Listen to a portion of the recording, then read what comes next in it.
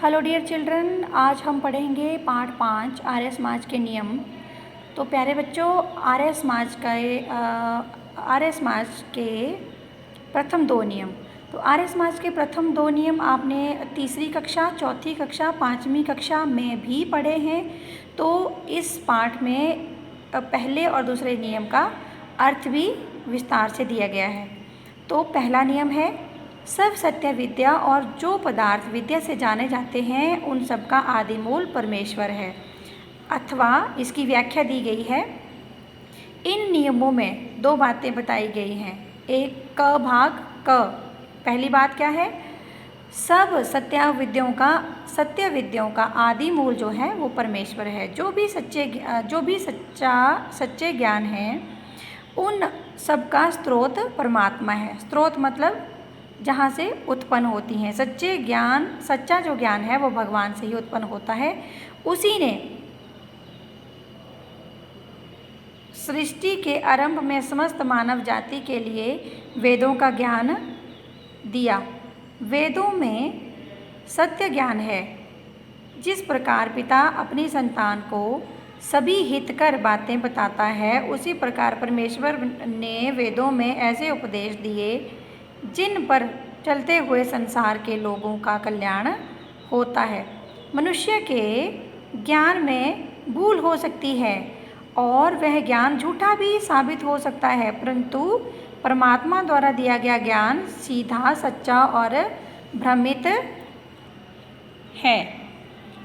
रहित है। और दूसरी बात बच्चों देखो, दूसरी बात यहाँ क्या कहा गया है, सब सत्य विद्याओं से सृष्टि की जिन वस्तुओं का ज्ञान होता है उन वस्तुओं का आदि मूल परमेश्वर है।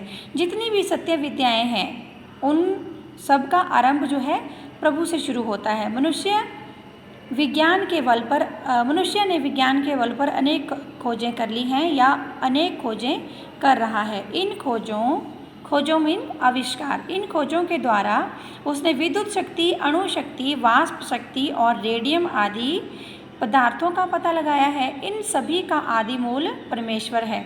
मनुष्य ने अनंत ब्रह्मांड में अनेक सूर्यों, अनेक ग्रहों का पता लगाया है। इन सब का निर्माण करने वाला परमात्मा है। प्यारे बच्चों, हमें यह भी पता चलता है कि एक सूरज नहीं है, अनेक सूरज हैं ब्रह्मांड में, अनेक ग्रह हैं ब्रह्मांड में।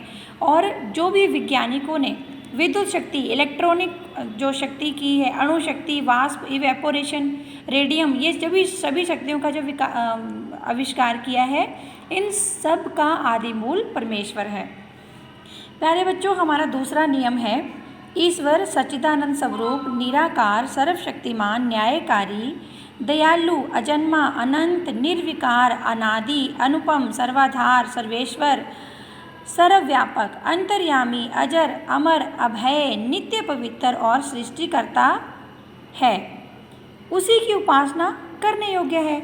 तो भगवान के इस नियम में ये सभी विशेषण, सभी नाम जो हैं भगवान को दिए गए हैं और ये सभी भगवान के विशेषण हैं, भगवान के गुण हैं। तो बच्चों, इससे आगे इस पाठ में दूसरे नियम में जो भगवान के विशेषण दिए गए हैं उन्हीं की व्याख्या की गई है। जैसे यहाँ सबसे पहले सच्चिदानंद स्वरूप है, तो यहाँ सच्चिदानंद स्वरूप के बारे में बताया गया है। तो मैं आपको इसको शॉर्ट में बता देती हूँ। सच्चिदानंद स्वरूप होता है सदा रहने वाला, जो कभी ख़त्म नहीं होता। नंबर 2, निर्विकार, निराकार। परमात्मा का कोई आकार नहीं, ना वो बड़ा है, ना छोटा है, ना पतला है, ना मोटा है। उनका कोई आकार नहीं, वो सब जैसा, छोटा भी हो सकते हैं, बड़े भी हो सकते हैं और हर प्रकार का रूप धारण कर सकते हैं। नंबर 3 है सर्वशक्तिमान। परमात्मा जो है वो सबसे ज़्यादा इस सृष्टि में, इस ब्रह्मांड में सबसे ज़्यादा शक्तिमान है। नेक्स्ट है न्यायकारी। प्रभु सबके साथ न्याय करते हैं, चाहे गरीब है, अमीर है, गोरा है, काला है, किसी के साथ भेदभाव नहीं करते। सबको उनके कर्मों की सज़ा मिलती है। अच्छे कर्म हैं तो अच्छा फल मिलेगा, बुरे कर्म हैं तो बुरा फल मिलेगा। नेक्स्ट है बच्चों दयालु।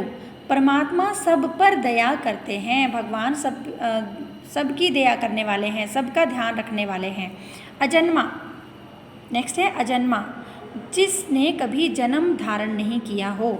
जो जन्म और मृत्यु के चक्कर से बाहर हैं और उनका कभी ना जन्म होता है ना मृत्यु होती है।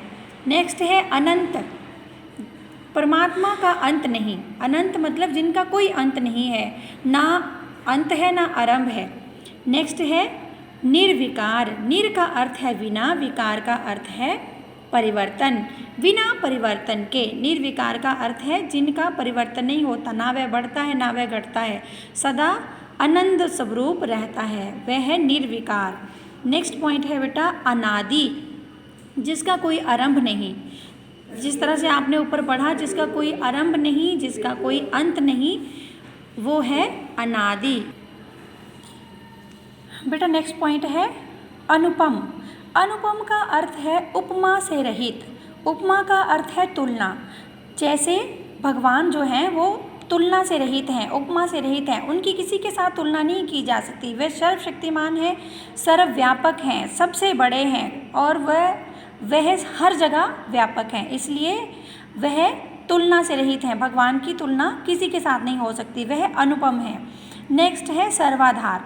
सर्वाधार का अर्थ है सबका आधार। हम जितने भी संसार में संसारिक प्राणी हैं, उन सब का आधार, उन सबको मृत्यु और जन्म देने वाला परमात्मा है, तो वह सर्वाधार है। चंद्रमा, सूरज, आकाश, शीतलता, गर्मी, ये सब जो है भगवान के वेश पे है, भगवान के आधार पे है, वो सब का आधार है। अगला है सर्वेश्वर।